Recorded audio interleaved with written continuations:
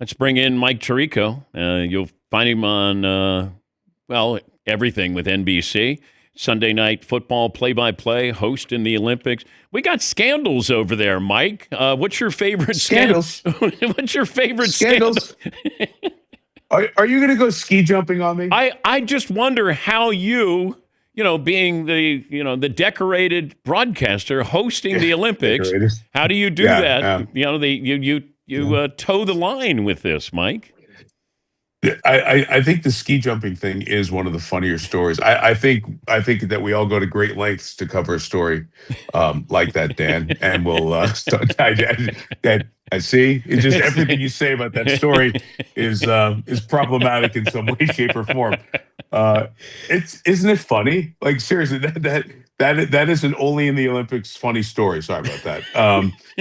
It's off the charts good. So yeah, that's one. That's what. But do you have an expert, Olympics. Mike? Do you have an expert on to talk about Crotchgate? We're searching. It's a very deep research pool, as you know, and we will continue to get our best person on it. It's so funny because now after that story, right, and it makes sense. Like it makes sense in all regards as you watch, and anybody who's sailed, right, or put a kite up in the air, you kind of see that how you want to get the right amount of air to a certain place to keep that in the air longer. See, anything you say is wrong, right? I like how you're breaking this down scientific. You're like Belichick after Deflategate. PSI and all this stuff, So yeah, that's so. Anyway, so we have not yet covered that story in prime time. However, I'm sure there will be a moment that comes up, and if the situation arises, we'll deal with it as needed. Okay, what's your second favorite scandal going on right now? Controversy. How's that? Well, the judging from the ice dancing. I know you were bothered by the Spanish placement and the French judge and all that. So it's funny, Dan. So as you know, we've got an amazing research team that's part of the Olympic unit, and we have they're younger than we are. We're older. We've watched the Olympics going back to Jim McKay and all that. So I was talking about it last night as we were going through. Yes, the French judge and the placement of the Spanish judge in the ice dancing. Do you remember the old days when it would have the country and the scores would come up, the German judge, the Russian judge, and the whole term of the Russian judge giving a bad score was kind of the lingo for some time. And now we've gotten away from that, right? Because you have this artistic score and the grade of execution, and Johnny Weir and Tara Lipinski explain it all the time, and I'm still trying to get my arms around understanding it properly.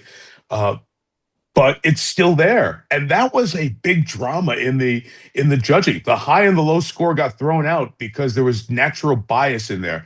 And with ice dancing, everybody says there's going to be bias from countries. It's political. We understand that going in. I'm like, what do you mean you understand that going in? And then the two top teams, the U.S. team that finished the runner-up, Chalk and Bates, they train with the same coaches as the French team. And they train in the same place. So can you imagine the Seahawks and the Patriots training in the same place, coached by the same people, and then meeting in the Super Bowl? It's like hard to get your arms around that. So that's the other favorite controversy so far for me. Now, help me understand the quad god and yes, Ilya Malinin. But Debbie Thomas did this a flip many, many, many years ago, and then they outlawed that, correct? The backflip you're talking about? Yeah.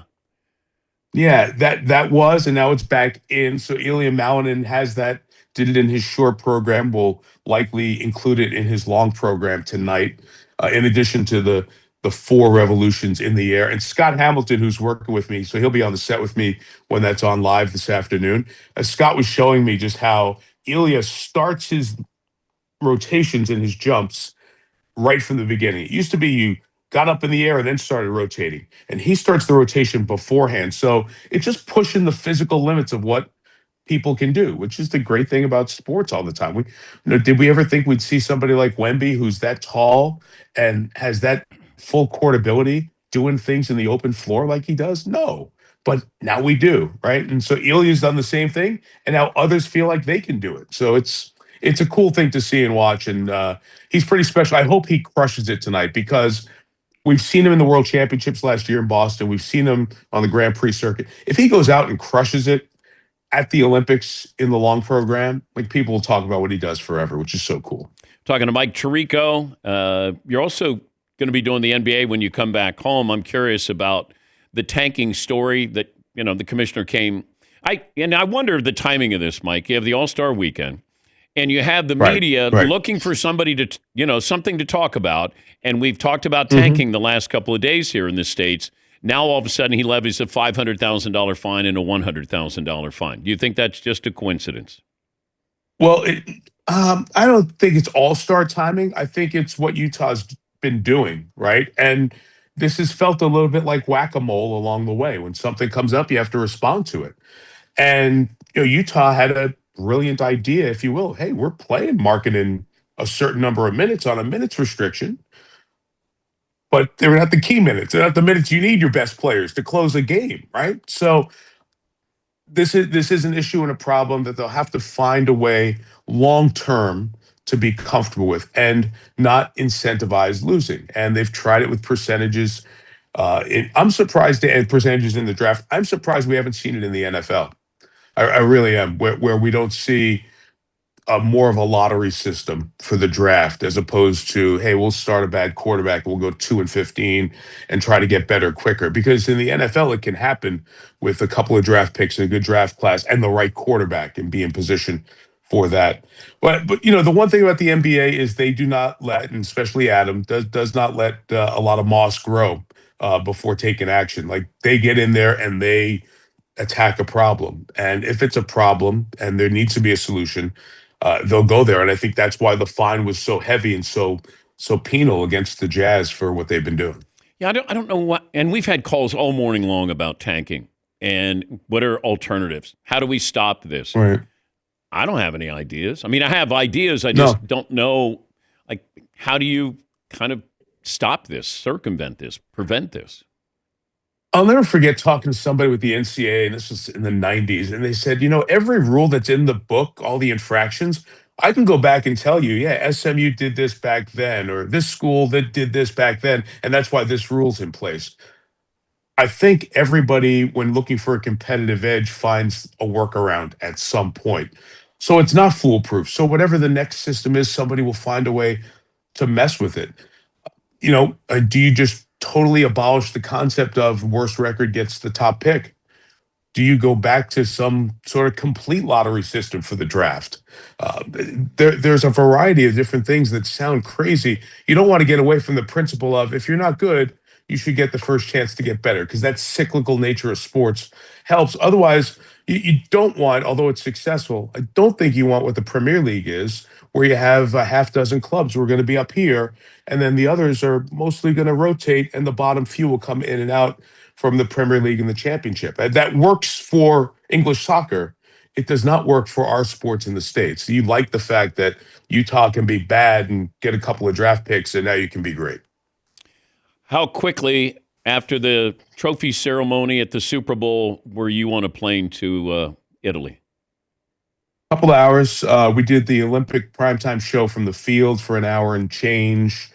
Went back to the hotel, got a shower, grabbed our stuff, and got on the plane, and then landed, I think, 4 hours before maybe 4.5 hours before the primetime show aired on Monday night, and got right to work on that. Got here, showered, got to the broadcast center, and dove in. It was a bit of a whirlwind, but yeah, I'll tell you, it's been fun. I thought that on Tuesday or Wednesday it would hit like a house of bricks, but you know the energy of the Olympics. You get going in a routine with next day it's a new event and something big is happening, and it kind of carries you through. So this is day 7 of the Olympics, I think. Yeah, it's day 7, and I'm still feeling pretty good. When do you hit the wall normally at the Olympics?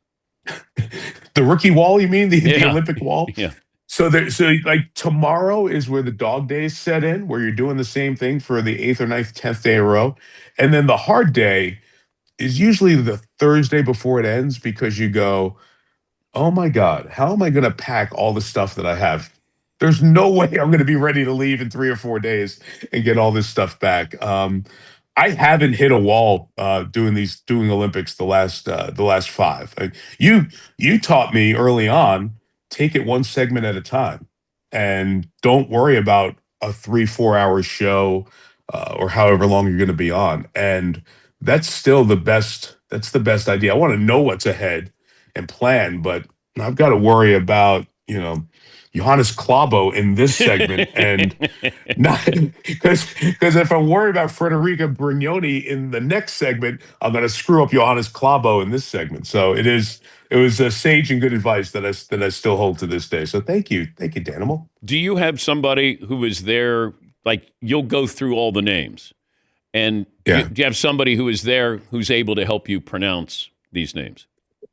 Well, it's a variety of people over the years on this show specifically. Shout out Jake Abrahams, Charlotte Edmonds. They are the two researchers who are working on our primetime show, and they are godsends. They're hey, no, it's Klabo, not Klabo. They especially the people who work the Olympic Research Unit. They travel to the biathlon world championships and all of those things, and they come back with the right answer. It's why, and Dan, you know this, but maybe people watching haven't heard this. There are a lot of sports executives for the last 25 years. I'm talking the top people in the industry who are alums of the Olympic Research Group, including Molly Solomon, who's the executive producer of our Olympics right now, and Sam Flood, who's the executive producer at NBC Sports. They were Olympic researchers and moved their way up. And the detail and the foresight you need, like yesterday, we're looking at the medal count. Hey guys, Norway has the most golds. Like, didn't they have it last Olympics? Hang on.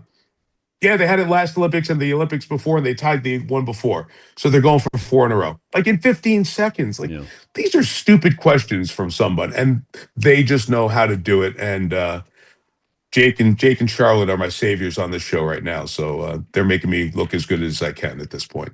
All right, bud. Congrats on the Super Bowl and seamlessly hosting the Olympics, and we'll look forward to Crotchgate coming up at some point. Appreciate it. Do I get to come on next week too? This is 2 weeks in a row. Todd? Well, we're on vacation next week. Oh, no, I'm on vacation.